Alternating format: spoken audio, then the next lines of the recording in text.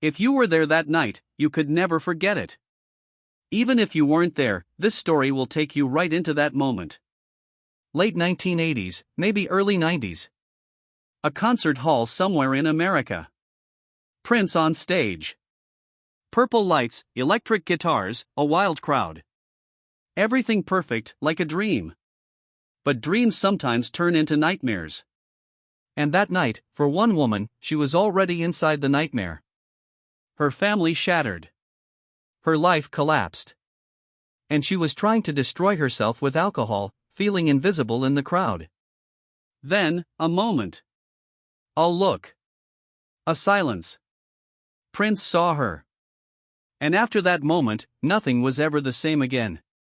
This isn't just a concert memory, this is a real story of a life breaking apart and being rebuilt. And now, for the first time, you're going to learn exactly what happened. Before we continue with this extraordinary story, please subscribe to our channel. These true stories of human transformation need to be shared, and your support helps us bring more incredible narratives to light.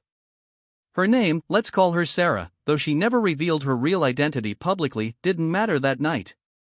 What mattered was the weight she carried. 32 years old. Mother of 2. Recently divorced. Her ex-husband had taken everything, the house, custody of the kids on weekends, her dignity. The court had ruled against her, calling her unstable. Maybe they were right. She'd been drinking more. Sleeping less. Working double shifts at a hospital where she was a nurse, trying to prove she could still function, still be responsible. But inside, she was dying. The ticket to the Prince concert had been a gift from her sister, Linda, who worried about her. Linda thought maybe music, maybe getting out of the apartment for one night, might help. Sarah had resisted at first. "I don't want to see happy people," she'd said. But Linda insisted. "Prince speaks to broken souls," she'd told her. "Trust me." So Sarah went. And she brought a flask of vodka hidden in her purse. The venue was packed. Bodies pressed together. The smell of perfume and sweat and anticipation. Sarah found her spot in the crowd, not too close to the stage, not too far back. Somewhere in the middle where she could disappear. Where the darkness between the lights could swallow her. She took her first drink before the opening act even started. By the time Prince came on stage, she'd finished half the flask. When Let's Go Crazy started, the crowd erupted. Sarah felt the vibrations through her chest, felt hands rising around her, felt the collective euphoria. But she couldn't access it. She was separated by an invisible wall, the wall of her own pain. People were dancing. She was swaying, trying to stay upright. People were singing. She was crying, the tears mixing with the alcohol haze. And nobody noticed. In a crowd of 10,000 people, she was completely alone. 3 songs in, Prince transitioned into Purple Rain. The lights shifted to deep violet and soft white. The guitar intro began, that iconic, melancholic progression that has made millions of people feel something profound. For Sarah, it was too much. The beauty of it. The sadness of it. The way it seemed to reach inside her chest and squeeze. She closed her eyes and let the tears flow freely now. Her shoulders shook. She took another drink from the flask, her hands trembling so badly that vodka spilled down her chin. And then, something impossible happened. The music stopped. Not faded, stopped. Prince's guitar went silent mid-note. The backing band held. 10,000 people suddenly hushed, confused. Sarah opened her eyes, disoriented. Through her blurred vision, she saw Prince standing at the edge of the stage, his small frame backlit by purple light, staring directly into the crowd. Directly, it seemed, at her. Security personnel started moving. The lighting technician adjusted a spotlight. And there she was. Illuminated in a circle of white light in the middle of the crowd. Exposed. Vulnerable. Mascara running down her face. Flask visible in her hand. Every single person in that venue turned to look at her. Sarah felt her stomach drop. Shame flooded through her. She wanted to disappear, to die right there. But Prince didn't look away. He didn't signal security to remove her. Instead, he spoke into the microphone, his voice gentle but clear. "You. In the light. What's your name?" Sarah couldn't speak. Her throat had closed. Someone near her whispered, "He's talking to you." Prince asked again, softer this time. "Sister, tell me your name." "Sarah," she finally choked out, though her voice barely carried. But Prince heard. "Sarah," he repeated. "Do you know why I stopped?" She shook her head, tears still streaming. The entire venue was silent now. Not a cough. Not a whisper. Just Prince and Sarah and 10,000 witnesses. Because Purple Rain isn't just a song. It's a prayer. And I can't sing a prayer when someone in this room is suffering so much they can't even hear it. What happened next would become legend among Prince fans, though very few recordings exist. Prince set down his guitar and walked to the very edge of the stage. He sat down, legs dangling over the side, and spoke directly to Sarah as if they were alone in a room. "I don't know your story," he said. "I don't know what brought you here tonight, or what pain you're carrying. But I know this: you came here for a reason. You could have stayed home. You could have given up completely. But something inside you said, maybe there's still something worth showing up for." Sarah was sobbing now, openly, her body shaking. People around her had stepped back slightly, giving her space. Some were crying too. Prince continued. "Whatever broke you, it doesn't get to define you. You hear me? You are not your worst day. You are not your biggest mistake. You are not what anyone has told you you are. You are what you decide to become from this moment forward." He paused, and then did something extraordinary. He asked the entire crowd to turn on their lighters and phone lights, though in those days, it was mostly lighters. "Everyone in this building," Prince said, "hold up your light for Sarah. Show her she's not alone. Show her that broken people find each other, and we hold each other up." 10,000 flames flickered to life. The venue transformed into a galaxy of light. Sarah stood in the center, surrounded by thousands of tiny stars, each one held by a stranger who, in that moment, became family. Prince stood back up and returned to his guitar. "This next part is for you, Sarah. And for everyone here who's ever felt like giving up." He started Purple Rain again from the beginning. But this time, it was different. Slower. More intimate. His voice cracked with emotion on certain lines. The guitar solo, when it came, was transcendent, a cry of anguish and hope intertwined. By the end, there wasn't a dry eye in the venue. When the final note rang out, Prince looked back toward where Sarah stood. "You're going to be okay," he said. "I promise you. You're going to be okay." Security didn't escort Sarah out. Instead, after the show, they brought her backstage. Prince's tour manager, a kind woman with silver jewelry and a warm smile, explained that Prince wanted to speak with her privately. Sarah, still in shock, followed. She was led through narrow hallways painted black, past equipment cases and busy crew members, until they reached a small dressing room. Prince was there, sitting on a couch, still in his performance outfit but with a towel around his neck. He looked tired but present. "Sit," he said, gesturing to a chair across from him. Sarah sat. For a long moment, neither spoke. Then Prince leaned forward.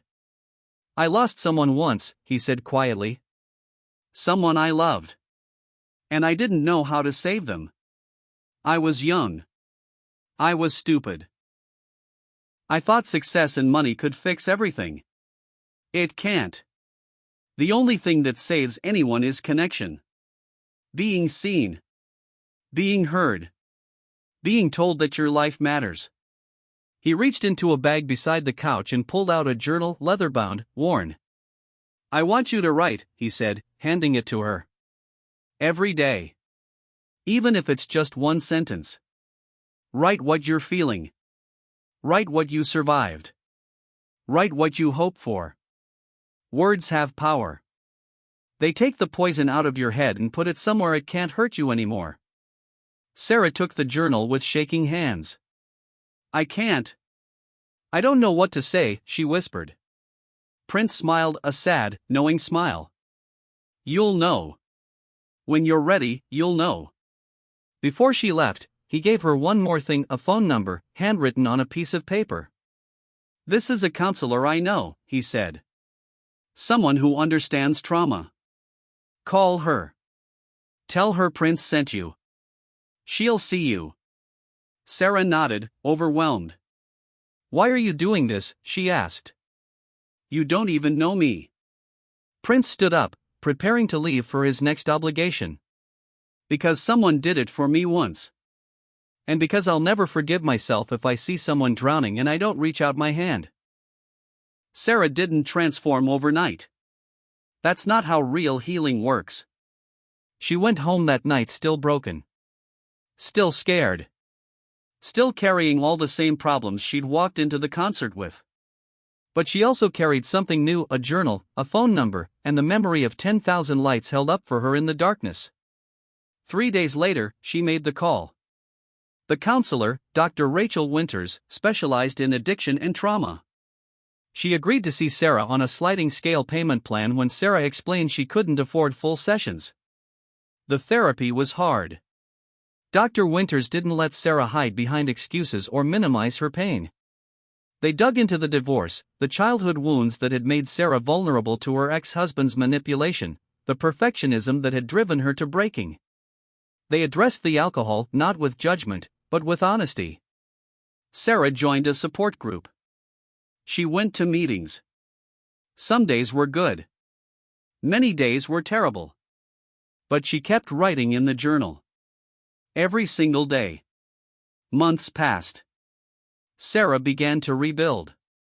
Small victories at first, a week sober, then 2 weeks, then a month. She fought for and regained more custody time with her children. She switched to part-time at the hospital and enrolled in a master's program to become a psychiatric nurse practitioner. She wanted to help others the way she'd been helped. She wanted to be someone's prince, the person who sees the drowning and reaches out a hand. 2 years after the concert, Sarah wrote a letter to Prince. She didn't know if he'd ever read it. Superstars get thousands of letters. But she wrote it anyway, pouring out her gratitude, her progress, her continued struggles. She told him about her kids, about finishing her degree, about 6 months of sobriety. She told him that his guitar solo during Purple Rain that night still played in her head when things got hard, reminding her that beauty can exist alongside pain. She mailed it to his Paisley Park address. She never got a response. But 3 months later, a package arrived at her apartment. Inside was a vinyl copy of the Purple Rain album, signed. And a note, written in purple ink, "Proud of you, Sarah. Keep writing. Keep fighting. Keep living. The world needs you." Sarah framed both. They hung in her office years later when she opened her own practice specializing in addiction counseling.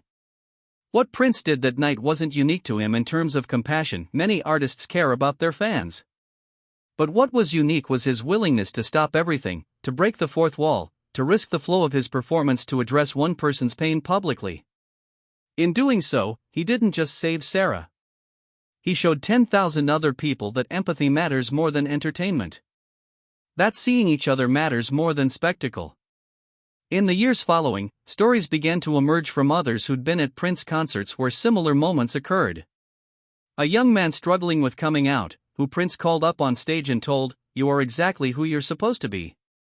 A teenager with fresh cuts on her arms, who Prince stopped a chauffeur and said, "Your story doesn't end here. I promise." He did this not for publicity. Many of these moments weren't recorded or reported. He did it because he understood something fundamental, that fame is meaningless if you can't use it to lift others. Sarah's story spread quietly through support groups and therapy circles. It became a touchstone for people in recovery, proof that rock bottom isn't the end, that one moment of connection can change everything. When Prince died in 2016, Sarah was devastated. She attended the public memorial at Paisley Park, standing among thousands of mourners, many of whom had their own stories of how Prince had touched their lives. She brought the journal he'd given her, now filled cover to cover with years of entries. She left it at the memorial with a note, "You saved me. Now your story will save others." That journal, along with thousands of other tributes, became part of the permanent collection at Paisley Park. Visitors sometimes stop in front of the display case where it sits, reading Sarah's note. Some cry. Some take photos. Some just stand there, processing their own pain, their own need to be seen. The journal has become, in its own way, a symbol of what Prince believed, that we save each other through honesty, through vulnerability, through refusing to look away from suffering. What Prince did that night was risky. Psychologists who study crowd behavior note that public intervention can go wrong, it can humiliate, it can backfire, it can make someone feel exposed rather than supported. But Prince understood something crucial: context and tone matter. He didn't shame Sarah. He didn't make her pain into entertainment. He acknowledged it with reverence and then shifted the focus from her individual suffering to collective empathy. By having the crowd hold up lights, he transformed Sarah from a spectacle into a shared responsibility. Dr. James Miller, a psychologist who specializes in music therapy and collective healing, analyzed this incident years later for a paper on performative empathy. What Prince did was create a liminal space, Dr. Miller explained. He took a commercial event, a concert, and turned it into a therapeutic community. For those few minutes, that venue became a kind of church, and everyone in it became witnesses to someone's pain and participants in their healing. That's incredibly powerful. It's also incredibly rare. The impact on the other audience members was significant too. Many reported that witnessing that moment changed how they thought about their own struggles and how they responded to others in crisis. Some went home and called family members they'd been estranged from. Others sought help for their own issues. The ripple effect of empathy is real. When we see someone show extraordinary kindness, it activates something in us, a desire to pay it forward. For Sarah specifically, the public nature of the intervention did something important: it externalized her private hell. For months, she'd been suffering in silence, convinced that her pain was hers alone to bear, that showing it would be weakness. Prince forced her into visibility, yes, but he did so in a way that surrounded that visibility with support rather than judgment. It became impossible for her to continue believing she was alone or that her life didn't matter. 10,000 people had just proved otherwise. Prince died on April 21, 2016, from an accidental fentanyl overdose. The irony and tragedy weren't lost on anyone. Here was a man who'd saved others from their addictions, who'd preached hope and resilience, ultimately lost to his own private battle with pain and dependency. It was a stark reminder that even those who heal others are not immune to suffering. Even those who seem superhuman are, in the end, heartbreakingly human. But Prince's death doesn't diminish what he did for Sarah and countless others. If anything, it makes those moments even more precious. He was fighting his own demons while still reaching out to save others. He was in pain while still creating beauty. He was broken while still putting broken people back together. That's not hypocrisy, that's courage. That's what it means to be human in the fullest sense. Sarah, now in her 60s, still practices as a counselor. She specializes in working with women going through divorces, with single mothers struggling with addiction, with anyone who feels like they're drowning in the middle of a crowd. On her office wall, next to the signed album and the note from Prince, she's hung a quote she wrote herself: "You don't have to be healed to help someone heal. You just have to be willing to reach out your hand." She tells every new client about the concert, about the lights, about the guitar solo, about the journal. And she tells them what Prince told her: your story doesn't end here. For many of them, hearing that from someone who lived it makes all the difference. Sarah has become, in her own way, what Prince was for her: a voice in the darkness saying, "I see you. You matter. You're going to be okay." The journal Prince gave Sarah is still at Paisley Park, but she's created her own tradition. For every client who completes their program, who reaches 6 months of sobriety or 3 months without self-harm or simply makes it through their darkest period, she gives them a journal. A blank one. And inside the cover, she writes in purple ink, "Write your way to freedom. You are not alone." As many of those clients have continued the tradition with their own people. The journals have multiplied, spreading through Minneapolis and beyond, each one a small echo of that night in the late 80s when a superstar stopped a concert to save one stranger's life. Here's what Sarah wants people to understand: that night didn't fix her. The journal didn't cure her. The therapy didn't erase her trauma. What changed was simpler and more profound than that. She stopped believing she had to carry everything alone. She stopped believing her pain disqualified her from love, from help, from a future. She started believing that being broken wasn't the end of her story but rather just one chapter in a longer narrative that she still had the power to write. Prince's intervention gave her permission to be seen in her worst moment without being destroyed by it. It showed her that vulnerability isn't weakness, it's the only real path to connection. And connection, as it turns out, is the only thing that truly saves us. Not fame. Not success. Not even art, as beautiful as it is. Connection. Being known. Being witnessed. Being told, by word or action, that your existence matters. The lights that night, those 10,000 flames, weren't magic. They were just people holding up lighters. But in that moment, they became something more. They became proof that in our darkest hours, we're surrounded by potential allies, by fellow sufferers, by humans just like us who are also fighting their own battles and who, given the chance, will hold up a light for us in our darkness. All we have to do is let ourselves be seen. All we have to do is reach out. All we have to do is believe that someone, somewhere, will reach back. This is Prince's legacy as much as Purple Rain or 1999 or any of his musical achievements. He showed us that superstardom could be wielded not just for entertainment but for genuine human intervention. He showed us that stopping in the middle of everything to help one person isn't a distraction from the work, it is the work. He showed us that we save each other, always, or we don't get saved at all.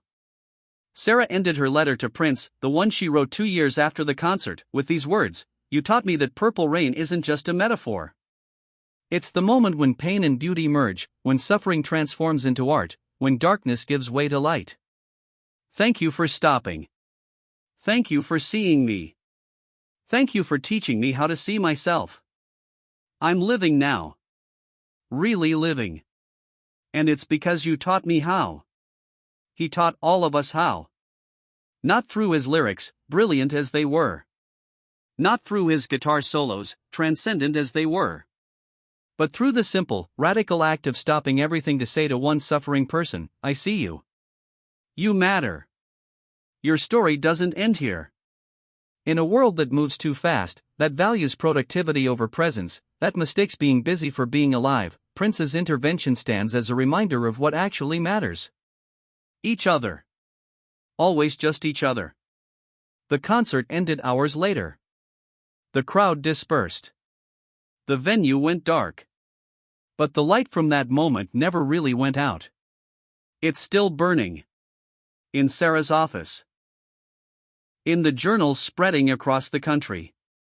In the hearts of everyone who was there that night and everyone who's heard the story since. A small purple flame that says, "You are not alone. You are not beyond help. You are not the end of your story. You are, always, the beginning of what comes next. And what comes next can be beautiful." Prince promised Sarah that. And he was right.